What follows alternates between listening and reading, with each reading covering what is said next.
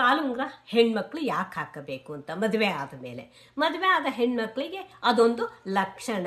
ಹಾಗೇನೆ ಕಾಲುಂಗ್ರ ಹಾಕೊಂಡಾಗ ಮದುವೆ ಆಗಿರುವ ಹೆಣ್ಣು ಮಗಳು ಅಂತ ಕಂಡುಹಿಡಿತಾರೆ. ಅದು ಸುಲಭ ಆಗತ್ತೆ, ಗೌರವ ಸಿಗತ್ತೆ ಮದುವೆ ಆದ ಹೆಣ್ಮಕ್ಳಿಗೆ. ಹಾಗಾಗ್ಬಿಟ್ಟು ಕಾಲುಂಗ್ರವನ್ನು ಹಾಕಬೇಕು. ದಾಂಪತ್ಯದಲ್ಲಿ ಇದರಿಂದ ಸುಖ ಸಮೃದ್ಧಿ ಹುಟ್ಟತ್ತೆ, ಗಂಡನಿಗೆ ಅಭಿವೃದ್ಧಿ ಎಲ್ಲದರಲ್ಲೂ ಒಳ್ಳೇದಾಗತ್ತೆ. ಹಾಗಾಗಿ ಕಾಲುಂಗ್ರವನ್ನ ಹಾಕೋಬೇಕಾದ್ದು ಬಂದಿರತಕ್ಕಂತ ಒಂದು ಪದ್ಧತಿ. ಆದ ನಂತರ ಈ ಕಾಲುಂಗರವನ್ನ ಯಾವ ಬೆರಳಿಗೆ ಯಾವ ತರ ಅಂದ್ರೆ ಹೆಬ್ಬೆರಳಿನ ಪಕ್ಕದ ಬೆರಳಿಗೆ ಅಂದ್ರೆ ತೋರು ಬೆರಳಿಗೆ ಅದಕ್ಕೆ ಕಾಲುಂಗರವನ್ನು ಹಾಕಬೇಕು. ಬೆಳ್ಳಿದೇ ಹಾಕಬೇಕು, ಬಂಗಾರವನ್ನ ಹಾಕಬಾರದು. ಬಂಗಾರ ಲಕ್ಷ್ಮಿ ಮತ್ತೆ ಮಹಾರಾಣಿಯರ ಮಟ್ಟಿಗೆ ಹಾಕೊಳ್ತಕ್ಕಂಥದ್ದು.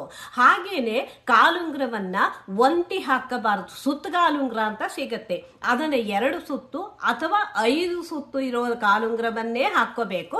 ಅದರ ಪಕ್ಕದ ಬೆರಳುಗಳಿಗೆ ನಂತರ ಪಿಲ್ಲಿ ಏನ್ ಬೇಕಾದ್ರೂ ಫ್ಯಾಷನ್ ಮಾಡ್ಬೋದು ಅದ್ರೊಳಗೆ ಹಾಕೊಂಡು. ಹಾಗಾಗ್ಬಿಟ್ಟು ಕಾಲುಂಗ್ರದ ಶ್ರೇಷ್ಠತೆ ಬಹಳ ಮಹತ್ವವಾದ್ದು. ಮದುವೆಯಾದ ಹೆಣ್ಣು ಮಕ್ಕಳೆಲ್ಲ ಕಾಲುಂಗ್ರವನ್ನ ಹಾಕೋಬೇಕು ಅನ್ನೋದು ಶಾಸ್ತ್ರ ಸಮ್ಮತವಾಗಿದೆ.